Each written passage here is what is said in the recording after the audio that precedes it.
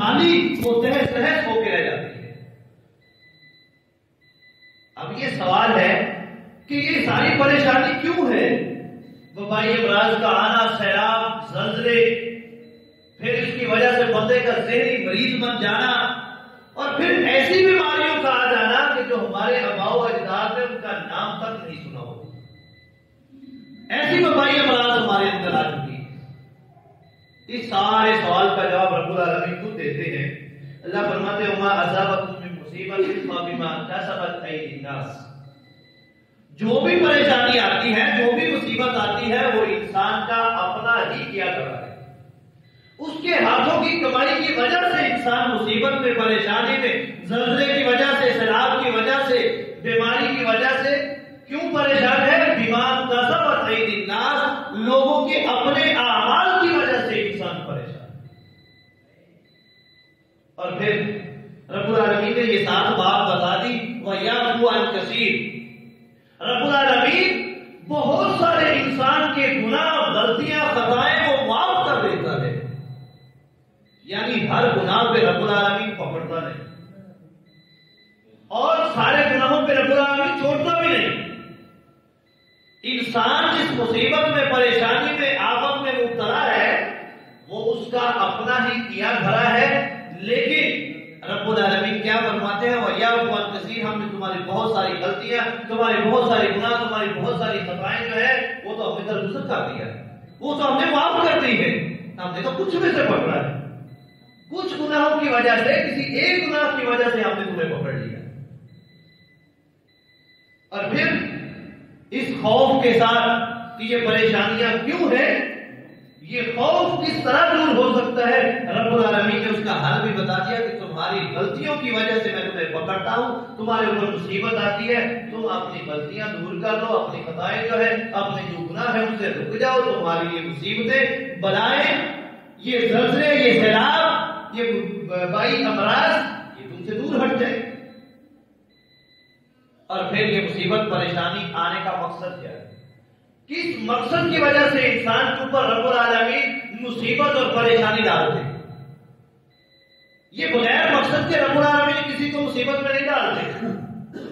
وجہ ایک یہ ہے کہ انسان اپنے گناہوں کی وجہ سے اس میں پھنس جاتا ہے، لیکن اس مصیبت میں انسان کو ڈالنے کا پیچھے مقصد کیا ہے؟ رب العالمین نے جو پہلا مقصد بیان کیا ہے وہ اللہ اپنے نیک بندوں کی آزمائش کرنا چاہتا ہے، کہ جو میرے بندے ہیں، جو مومن ہیں، ایمان والے ہیں، اسلام والے ہیں، میں ان کی آزمائش کروں۔ جو میرے مطیع اور فرما بردار ہیں، کیا وہ میری بات سن کے جب ان کے اوپر آزمائش آتی ہے تو صبر کرتے ہیں؟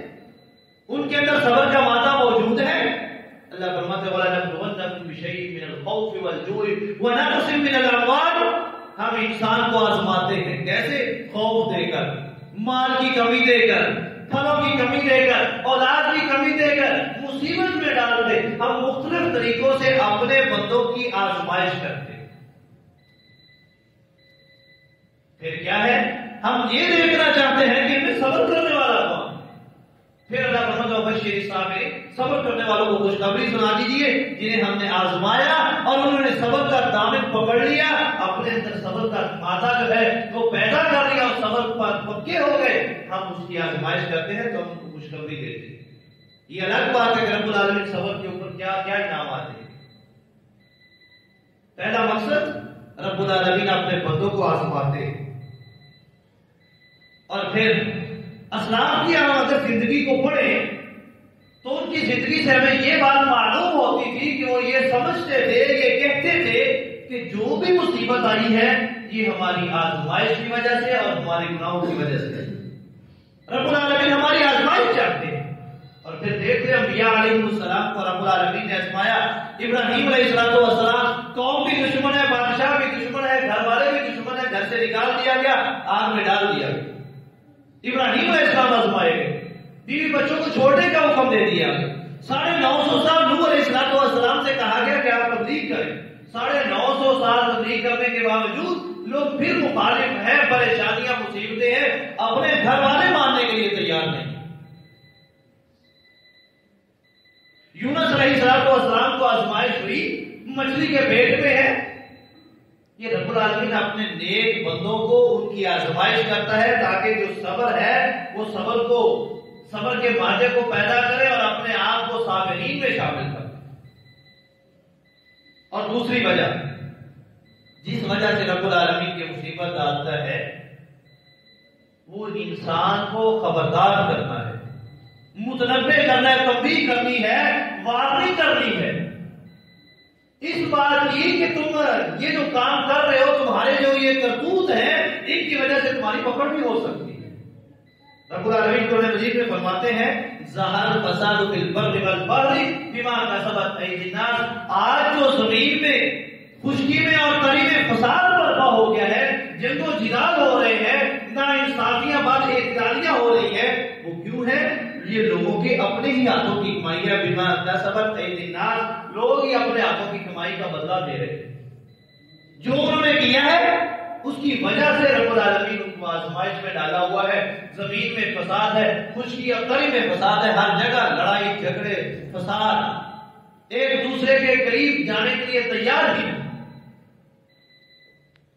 پہلی وجہ مصیبت آنے کی، پریشانی آنے کی، وہ رب العالمین نے کیا فرمایا کہ ہم آزمائش کرتے ہیں کہ کون صبر کرنے والا ہے. اور دوسری رب العالمین خبردار کر رہے ہیں اس بات سے. سورہ سجدہ میں اللہ فرماتے ہیں وَلَنُذِيقَنَّهُم مِّنْ عَذَابِ الْأَدْنَىٰ دُونَ الْعَذَابِ الْأَكْبَرِ. ہم بڑے عذاب سے پہلے، قیامت سے پہلے، بڑے زلزلے، بڑے سیلاب سے پہلے ہم چھوٹی چھوٹی آزمائش کرتے ہیں، چھوٹی مصیبت ڈالتے ہیں، چھوٹا زلزلہ بھیجتے ہیں، چھوٹا سیلاب بھیجتے ہیں، چھوٹی مصیبت میں پریشان کر دیتے ہیں تاکہ یہ بڑے عذاب سے بچ جائیں، اپنے آپ کو خبردار کر کے گناہوں سے اپنے آپ کو بچا لیں.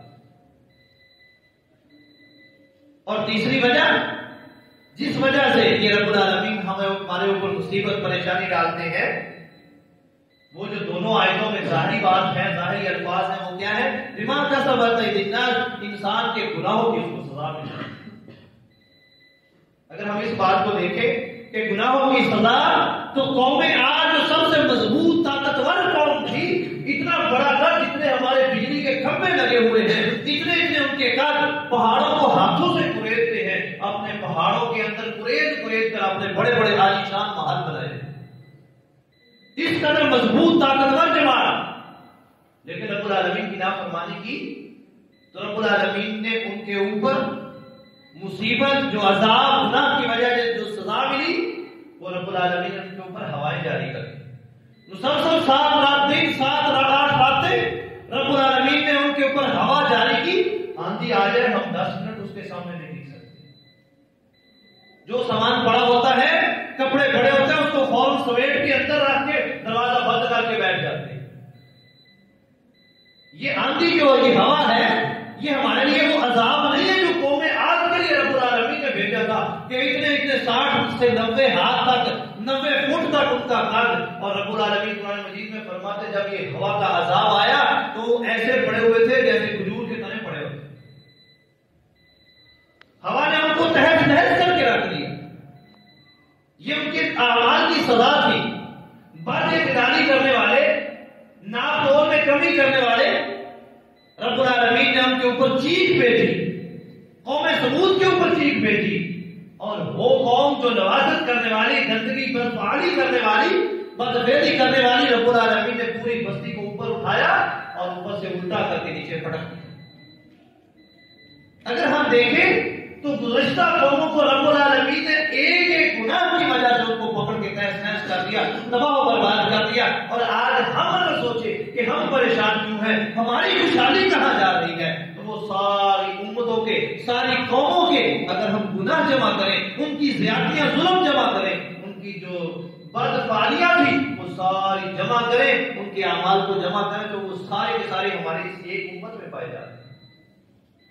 اور یہ سارے جرم پانے کے بعد انسان اس بات سے پریشان ہو کہ ہماری خوشحالی کہاں گئی، ہم پریشان کیوں ہیں. وہ دور اچھا تھا جو ہم سے پہلے کا دور تھا، وہ زمانہ اچھا تھا، اس زمانے کے لوگ خوشحال تھے، آج ہم پریشان کیوں. اور پھر رب العالمین نے پریشانیوں کے مقصد بیان کرنے کے بعد یہ بھی بتا دیا کہ جو یہ پریشانی آ جاتی ہے اس کا سبب کیا ہے. رب العالمین فرماتے ہیں افتؤمنون ببعض الکتاب وتکفرون ببعض، کتاب تمہارے پاس آ چکی ہے، آیات تمہارے پاس آ چکی ہے، کیا تم کچھ آیات کو، قرآن مجید کو کچھ کو لے لیتے ہو اور کچھ کو چھوڑ دیتے ہو؟ تؤمنون ببعض الکتاب، کتاب کے کچھ حصے پر ایمان لے آتے ہو، جو آپ کے مقصد کا مسئلہ ہوتا ہے، جو مقصد کی آیات ہوتی ہے ان کو یاد کر لیتے ہو، ان کے اوپر عمل کر لیتے ہو، وتکفرون ببعض، جو آپ کے مخالف ہوتی ہیں ان کو چھوڑ دیتے ہیں۔ اپنی مرضی کی آیات کو لے لینا، اپنی مرضی کی آیات کو چھوڑ دینا۔ اللہ فرماتے ہیں وما جزاء من يفعل ذلك منكم، جو تم میں سے ایسے کرے گا، اپنی مرضی کی آیات لے لے گا، اپنی مرضی کو چھوڑ دے گا، اللہ فرماتے ہیں خزي في الحیات الدنیا، ہم اس کو دنیا میں رسوا کرتے ہیں۔ اور پھر رسوائی کیسی ہے؟ ہم نے دیکھا ہے کہ بڑے بڑے صدر، بڑے بڑے وزیر اعظم، بڑے بڑے پروٹوکول والے لوگ رب العالمین بھری مجلس میں ہزاروں کی تعداد میں لوگ سامنے کھڑے ہوتے ہیں، لوگوں کی طرف جوتے پھینک رہے ہوتے ہیں۔ اللہ کیا فرماتے ہیں؟ تمہارے لیے دنیا میں رسوائی ہوگی، اور پھر یہ رسوائی بڑے خندہ پیشانی کے ساتھ اس کا مسکرا کے پھر وہ اس کو برداشت کرتے ہیں۔ حالانکہ رب العالمین فرماتے ہیں تمہارے لیے یہ دنیا میں رسوائی ہے، اور قیامت کے دن وہ تو اللہ فرماتے ہیں اس سے بھی بڑا عذاب ہے۔ اور دوسری وجہ پریشان ہونے کی، پریشانی کی، خوشحالی کے جانے کی، رب العالمین فرماتے ہیں من اعرض عن ذکری فإن له معیشۃ ضنکا۔ پہلے وجہ جو تھی وہ یہ تھی کہ کچھ کتاب کو پکڑ لیتے ہیں، کچھ کو چھوڑ دیتے ہیں، بعض پر ایمان رکھتے ہیں، بعض کا کفر کرتے ہیں۔ دوسری آیت میں رب العالمین فرماتے ہیں جس نے میری کتاب کو، میرے قرآن کو پیٹھ پیچھے رکھ دیا، چھوڑ دیا، اعراض کر لیا، فإن له معیشۃ ضنکا، ہم اس کو تنگ دست بنا دیں گے، اس کی خوشحالی ختم ہو جائے گی، وہ پھر خوشحالی دیکھتا ملے گا، پھر وہ سوچتا ملے گا کون سا دور اچھا ہے، کون سا زمانہ اچھا ہے جس میں لوگ خوشحال تھے، لوگ بے خوف تھے، لوگ پریشانی نہیں تھی، لوگوں کو مالی معاملات میں کوئی کسی قسم کی پریشانی نہیں تھی۔ آج کیا وجہ ہے کہ ہم زیادہ محنت بھی نہیں کر رہے، پیسے بھی زیادہ مل رہے ہیں۔ وہ دور، وہ لوگ کہ محنت بھی زیادہ کرتے تھے، پیسے بھی کم تھے، لیکن خوشحال تھے، پریشانیاں ان کے پاس نہیں تھی۔ وجہ کیا ہے؟ رب العالمین فرماتے ہیں تم نے میرے قرآن سے منہ پھیر دیا ہے، میرے قرآن کو چھوڑ دیا ہے، اسی وجہ سے آج تمہارے اوپر معیشت کی تنگی کر دی ہے، خوشحالی ختم ہو گئی ہے، مہنگائی دن بدن بڑھتی جا رہی ہے۔ تیسری وجہ جو رب العالمین نے قرآن مجید میں بیان فرمائی، وہ لوگوں کو مساجد میں اللہ کا ذکر کرنے سے روکنا اور مساجد کو آباد نہ کرنا۔ یہ وجہ ہے کہ انسان خوشحال نہیں ہے، پریشان ہے، تنگ دست ہے، مصیبتوں میں گھرا ہوا ہے، بلائیں ان کے اوپر، وبائی امراض ان کے اوپر آ رہی ہیں۔ مساجد وہ غیر آباد ہے، مسجد کے ساتھ دل لگی، مسجد کے ساتھ تعلقات، لوگ اس سے جی چراتے ہیں، تعلقات کہاں بناتے ہیں، بیٹھیں کہاں بنتی ہے۔ وہ وقت تھا کہ اللہ کے رسول صلی اللہ علیہ وسلم مسجد میں تشریف فرما ہوتے تھے، مجلس میں لگتی تھی۔ آج بیٹھیں بن گئی، آج چوک چوراہے پر لوگ جمع ہو گئے، ڈیرے بن گئے، جس وجہ سے اب معاملات الجھ گئے ہیں اور انسان پریشانی کے اندر مبتلا ہے۔ ایک وقت تھا، ایک پریشان تھا، مصیبت میں مبتلا تھا، لوگ جمع ہوتے تھے، مساجد تھی، مساجد کے صحن تھے، وہاں لوگ جمع ہوتے تھے، ہر ایک کی پریشانی کو سنا جاتا، اس کا حل کیا جاتا۔ اور آج جس دن سے بیٹھیں الگ ہو گئی، جس دن سے ڈیرے بن گئے، اس دن سے لوگ پریشان بھی ہیں اور ایک دوسرے کی پریشانی کو سننے والا بھی نہیں، سمجھنے والا بھی نہیں، دیکھنے والا بھی نہیں۔ رب العالمین کیا فرماتے ہیں؟ اللہ فرماتے ہیں من حسب منع مساجد اللہ، اس سے بڑا ظالم کون ہوگا جو اللہ کی مساجد سے لوگوں کو روکتا ہے؟ ایذکر فی حسبہ، اس کا اللہ کا ذکر اس مسجد میں بیٹھ کر کیا جائے، بس آپ کی خرابیاں، اس سے بڑا کوئی ظالم نہیں جو مسجد کی آبادکاری میں حصہ نہیں لیتا، جو مسجد کو آباد کرنے کی کوشش نہیں کرتا، جو مسجد کی خرابی کا باعث بنتا ہے۔ رب العالمین فرماتے ہیں اس سے بڑا ظالم کوئی نہیں، جو ظالم ہوگا وہ خوشحال کیسے ہوگا؟ جس کا تعلق مسجد کے ساتھ نہیں لگے گا، جو مسجد کے ساتھ اپنے آپ کو نہیں جوڑے گا، وہ انسان خوشحال کیسے ہو سکتا ہے؟ ظاہر طور پر دیکھنے سے ہم دیکھیں گے کہ تو بہت خوشحال ہے، اور اگر ہم دیکھیں کہ انسان کے پاس پیسہ ہونا یہ خوشحالی ہے اس کی، تو یہ غلط فہمی ہے۔ کتنے ہی ایسے لوگ ہیں، امیر ترین امیر کبیر لوگ ہیں، بہت زیادہ بینک بیلنس ہے، پیسہ ہے، گاڑیاں ہیں، کئی پلاٹ ہوں گے، لیکن جب سونے کے لیے رات کو نیند کی ضرورت ہوتی ہے تو گولی کھاتے ہیں۔ اس قدر پریشانیاں ہیں، وہ اپنے روپے پیسے کی وجہ سے پریشان ہے، اپنی اولاد کی وجہ سے پریشان ہے، معاشرتی مسائل سے۔ مہنگائی غریب آدمی پر اثر کرتی ہے لیکن پریشان وہ بھی۔ محنت مزدوری کرنے والا تو پریشان ہوگا کہ جی میری مزدوری اتنی ہے، میری ایک دیہڑی اتنے کی ملتی ہے، مجھے اتنی مہنگائی ہوگی ہے، میں چیزیں کیسے خریدوں؟ اور پھر انسان خوشحال کیسے ہوگا؟ رب العالمین نے کیا فرمایا کہ جو لوگ مساجد کی آباد کاری میں حصہ لیتے ہیں، مساجد کو آباد کرتے ہیں، مساجد میں بیٹھ کر اللہ کا ذکر کرتے ہیں، وہ لوگ خوشحال ہوں گے۔ اور اللہ کی قسم میں نے دیکھا کہ وہ لوگ کہ جن کا تعلق شروع سے مسجد میں ہے اور ان کے جنازے مساجد سے نکلے، ساری زندگی مسجد میں گزار دی، اللہ اور اس کے رسول کی بات کو پڑھاتے ہوئے ساری زندگی گزار دی، آخری لمحے بھی وہ خوشحال تھے۔ زندگی سے جب سب خاموش ہو رہے تھے، دنیا چھوڑ رہے تھے، تو ان کے چہرے پر وہی رونق تھی جو اس وقت تھی جب جوانی میں تھے، تب اللہ اس کے رسول کی بات کو لوگوں تک پہنچا رہے تھے۔ لیکن ان کی آمدن دیکھیں، نہایت ہی کم آمدن کے باوجود اسلام کے لیے، دین کے لیے مساجد کے ساتھ اپنے آپ کو جوڑا ہوا ہے، لیکن جب دنیا سے جا رہے ہیں، روپیہ پیسہ بینک بیلنس نہیں ہے، کوئی کوٹھی، کوئی پلاٹ، کوئی گاڑیاں نہیں ہے، لیکن رب العالمین کے سامنے پیش ہونے کے لیے وہ اپنے آپ کو تیار کر بیٹھے ہیں، خوش ہے کہ ہم نے زندگی اچھی گزاری۔ اور پھر رب العالمین کی جب بات ہمارے سامنے آتی ہے، رب العالمین کی بات سننے کے بعد چوتھی جو وجہ ہے جس وجہ سے پریشانیوں میں انسان مبتلا ہے، وہ رب العالمین کی بات آنے کے بعد ہم اس کو سمجھتے نہیں، اہل علم کے پاس نہیں جاتے کہ میں نے آج قرآن مجید کی یہ آیت پڑھی ہے، مجھے اس آیت کے بارے میں بتایا گیا ہے، ہماری وضاحت کریں کہ رب العالمین ہمیں اس آیت میں کیا حکم دے رہا ہے، بجائے اس کے کہ ہم اس آیت کے اوپر عمل کریں۔